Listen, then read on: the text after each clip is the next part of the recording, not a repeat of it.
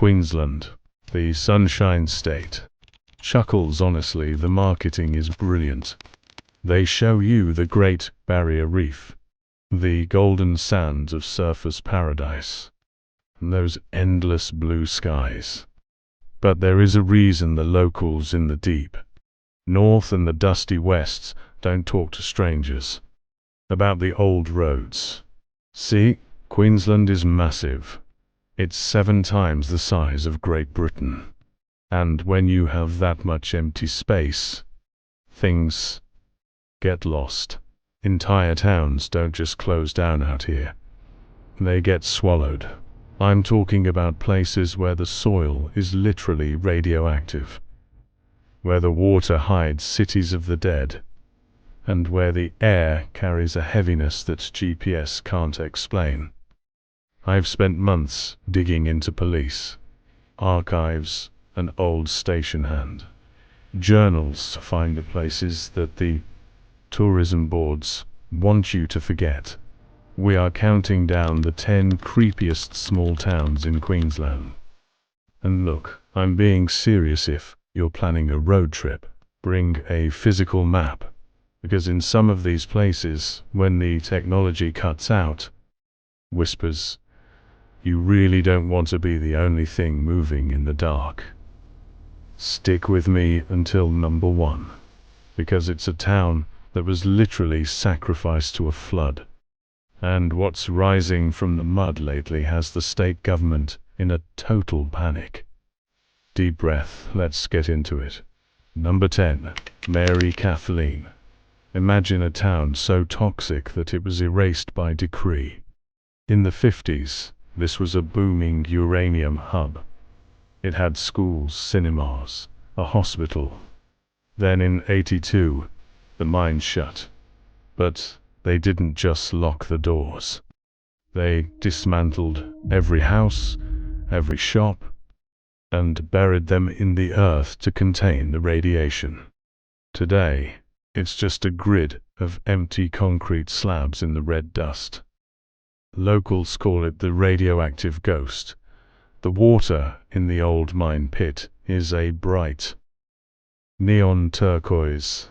It looks beautiful, but it's deadly. If you stand in the old town square at noon, the silence isn't peaceful. It's oppressive, like the land is trying to reject you. Number 9, Cracow. Cracow. Size this place. It's barely holding on. Population, maybe 50 people on a good day. It's a living ghost town, but it feels more dead than the abandoned ones. The main street is lined with shops that still have 1950s displays in the windows, covered in decades of dust. It's famous for the Hotel Cracow, where a ghost named Alice supposedly watches you sleep. But the real creep factor is the abandoned hospital on the hill. Locals warn you not to go up there. After 3 p.m., they say the mold, the rot aren't the only things growing in those hallways. Number 8, Ravenswood. This was a gold rush powerhouse. Now, it's a Victorian time capsule. The buildings are grand, ornate, and completely out of place in the harsh scrub. Walk past the Imperial Hotel, and you'll feel a set of eyes on the back of your neck. I've talked to people who visited and felt a physical shove when no one was there.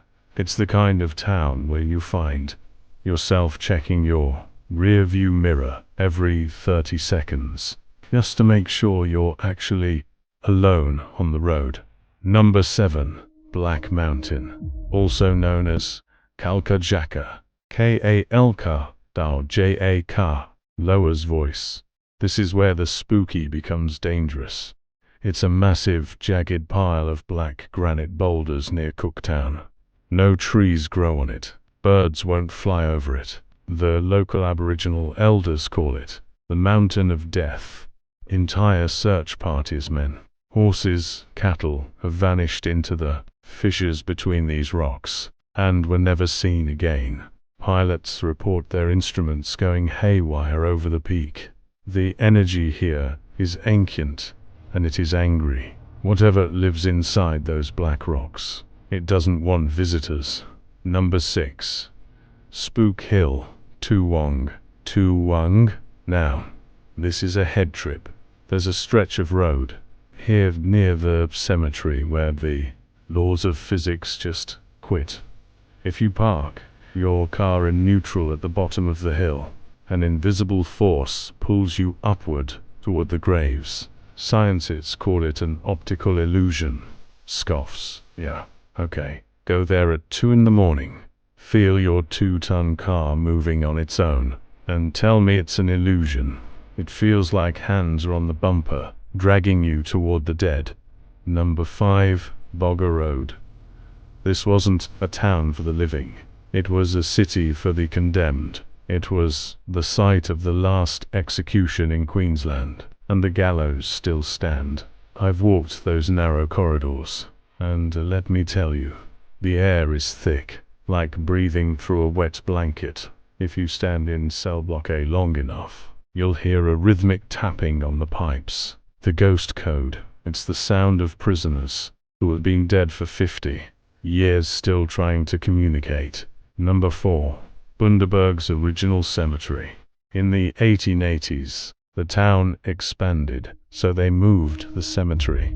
But they were lazy. There are no records of who was actually moved and who was left behind. That means today, there are modern suburban houses built directly over forgotten graves. Imagine sitting in your living room watching a movie and realizing there's a body 3 feet beneath your floorboards. Softly, some things are better left buried. Number 3. Min Min. You've heard the legends. The Min Min lights. Glowing fuzzy orbs that follow calves for miles in the outback. But this isn't just a pretty light. It's predatory. If you speed up, it speeds up. If you stop, it hovers right behind your car. Locals in Boulia tell stories of people who tried to chase the light into the scrub and were never found.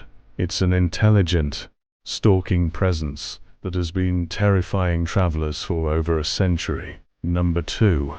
Mount Mulligan. Heavy breath. This one is heartbreaking. In 1921, a massive coal dust explosion killed 75 men in an instant. The town died with them. It's a beautiful, haunting place now, but the trauma is baked into the soil. Hikers report hearing the distinct sound of picks hitting rock coming from deep underground at 3 in the morning. The ground remembers, and the mountain, well, it never lets its residents leave. Number 1. The ghost town of Paradise. Long pause, we've reached it. The town of Paradise. In the early 2000s, the government built the Paradise Dam and purposefully flooded the remains of this old gold mining town. It is now at the bottom of a lake. But here is the part that will keep you awake tonight during droughts. The water recedes, and the chimneys and rooftops start poking through the surface like skeletal fingers. Divers who have gone down there report seeing fully intact buildings through the silt and lights moving inside the windows. Even more terrifying, the dam wall is structurally failing. The town of Paradise wants out, and if that wall breaks, it's going to take a lot more than just memories with it. Normal tone Queensland is a paradise, sure, but some roads are better left untraveled. If you've ever been to one of these places and felt that chill, tell me your story in the comments. I read every single one. Stay safe out there, and for heaven's sake, don't stop for hitchhikers. Would you like me to give you a list of B-roll timestamps so you know what footage to put where?